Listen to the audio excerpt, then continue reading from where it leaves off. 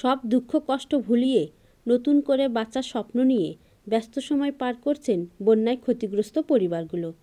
যমুনার পানি কমে যাওয়ার সাথে সাথে নিজ ঘরে ফিরতে শুরু করেছেন অনেকেই। বিভিন্ন কর্মব্যস্ততার মধ্যে দিয়েই কাটছে তাদের সময়।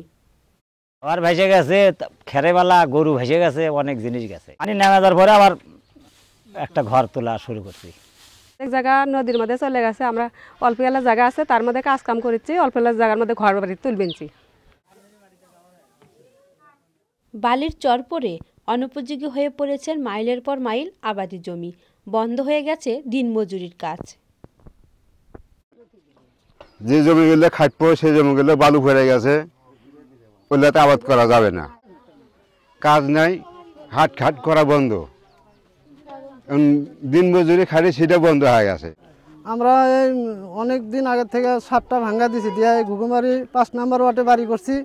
আমরা এখন নদীর ধারে পড়ে গেছি, আমাদের কোনো উপায় নাই, খেটে খাওয়ার মতো কোনো পথ নাই। তাই নিজ ঘরে ফেরার শান্তি থাকলেও বিভিন্ন অশান্তি আর অনাহারে কাটাতে হচ্ছে অধিকাংশ দিনগুলো। ইলিশ সাহায্য দিচ্ছে খাইতে পারছি, এখন তো বন্যার সময় কোনো কাজকর্ম নাই, এখন এখন কি খাম, আমরা গরিব মানুষ কোন চলতে পারি না। এখন আমার খুব কষ্ট, 20 টাকা হলে 40 চাউল লাগছে, সব জিনিসের দাম বেশি। পোলাপান কাজ হলে খরচ বসে হয় না, চাল কি জানে 2 দিন 3 দিনে বেশি না খায় থাকে, কিছু নাই, আমার কিছু নাই, খুব কষ্ট হবে, খুব কষ্ট, সবার কষ্ট হয়ে গেছে।